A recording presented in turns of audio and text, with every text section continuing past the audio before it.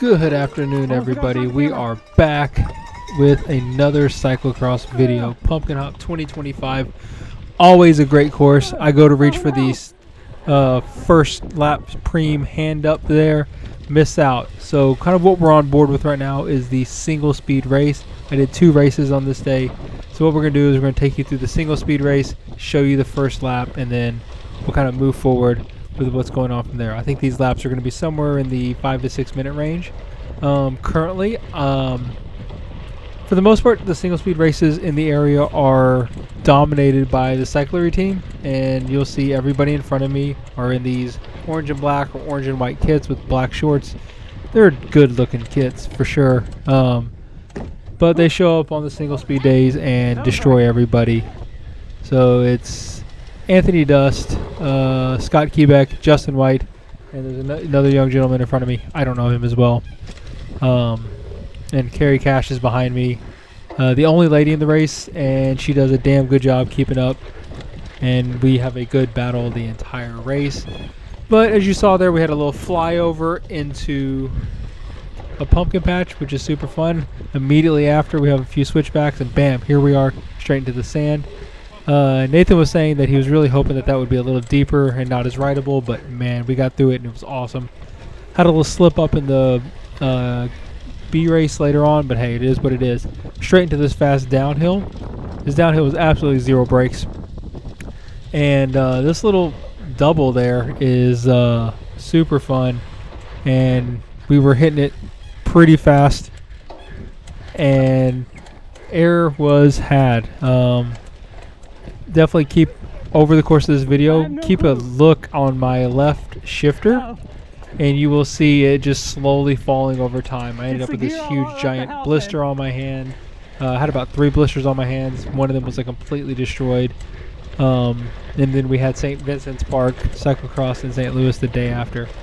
So here we go, going past the only cyclery rider that I passed on the day. Needless to say, I got 4th in this race because these 3 guys in front of me are just better single-speed cyclocross racers than me. On top of the fact that they're significantly stronger than me. So we went through a tunnel a second ago at the bottom of the hill. This is the flyover over the tunnel, and man, the first time I rode that, it was sketchy, to say the least.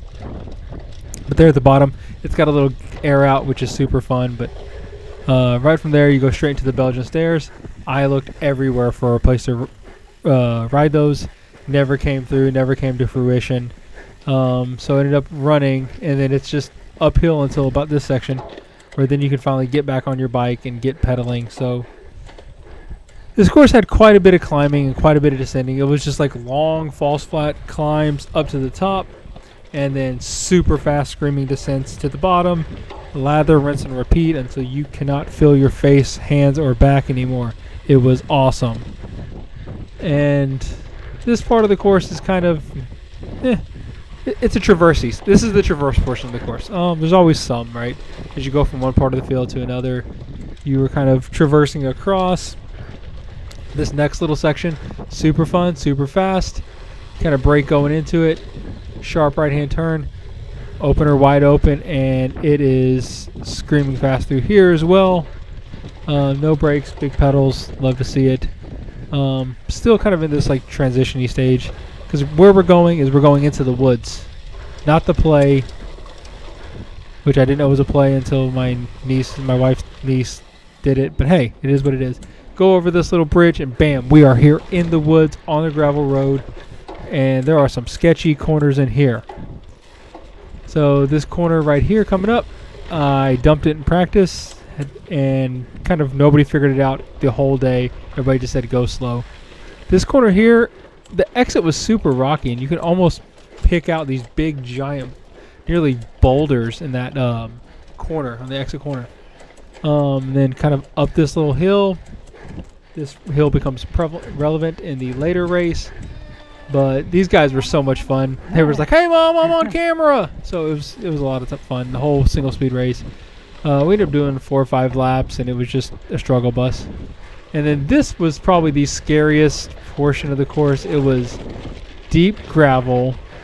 I'm on 33s that measure 33.75. I measure those today. and this gravel was deep, and I do not have the tires for it, so everybody was kind of like inchworming down this. Even the leaders were kind of inchworming down this.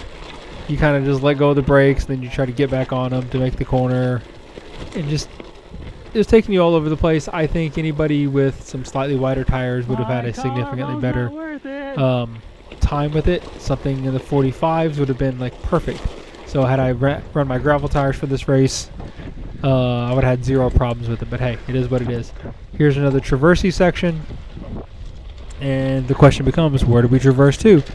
Well, we come to the namesake of Pumpkin Hop Cross, and that is the hopping of the pumpkins. Nathan grows pumpkins here on the property, and boom, here we go. I get off a little early because last week I had a really bad crash, not getting unclipped in time, but it is what it is. So this is Nathan's new property. It's awesome. I cannot wait to race more cyclocross out here. The course is bumpy as all hell, but hopefully in the future some of that gets burnt in a little bit, or maybe with a little bit of moisture and some riding on it, it'll get a lot better. But yeah, it's a great time for sure. So kind of as we're coming up here to the end of the lap, dude, I told you 6:35 maybe this lap, 6:40. We are 6:42. We're gonna be flying up this hill here. Single speed made it super hard. I was just begging for it to be over, and boom, here's the end of the last lap. Ultimately, what ended up happening, Anthony got first, Scott got second, Justin got third. Congratulations to those guys. Cyclery showed up. And here we are. As you can see here, Scott's right in front of me, Justin's to the right in front of me, and we're just kind of hanging out here in the back. There goes Jay. Here in just a second, I have a little smart-ass comment about Jay, but hey, it is what it is. But we'll kind of go through this whole situation, and we'll kind of go through what's going on in my mind during this race. So I am nearly at the back of the field. Joe goes by me here, and I kind of go back by him here just a few corners later. A few corners later, I make up another position. Here we're going to the stairs, and fucking Robert's Usain Bolt here, running up the stairs, go by Jay, and because I come from Chirping Sports, I go, hey Robert, what's your 5K time? And I think that ended up messing up his whole line there, and essentially it took me 3 laps to catch Justin. He was so far out ahead. I passed Jay there a few seconds ago, and passed Jay in the stairs, Robert on the uphill climb, but hey, we're here doing it. So I go by Justin there. 2 laps later, I'm chasing Scott. Justin has been on my wheel this whole time. Get by him. Unfortunately, kind of very shortly here, we're going to kind of take a look at the end of the race here, and you see me here shaking my hands out going to the gravel. And you can see how far my hood is dropped off here. It's not good. My blisters are busted wide open. I can't brake very hard because it's pushing against the side of my hoods, and it's just not very comfortable at all. So Justin's sitting here on my wheel, and we talked afterward. He's like, I just got to get in front of you going into the woods because I'm a lot more comfortable. Ooh, that was a little sketchy on the front end there. I want to get in front of you by the woods because I'm a lot more comfortable there than you are. There goes Anthony Dustin the other direction. Once again, he's like a half a lap ahead of me. Good on him because he's a fast boy for sure.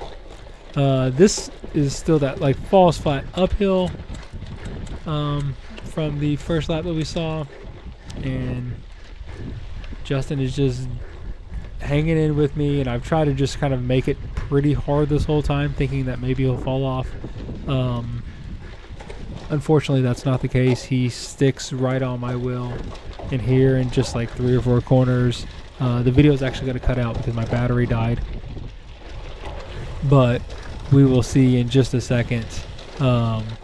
We'll go up to the Belgian stairs right at the bottom of this flyover, and Justin will overtake me. He puts in a small dig. I can't go with it. I did not know that currently I am leading this race. going down this hill. I am leading the race.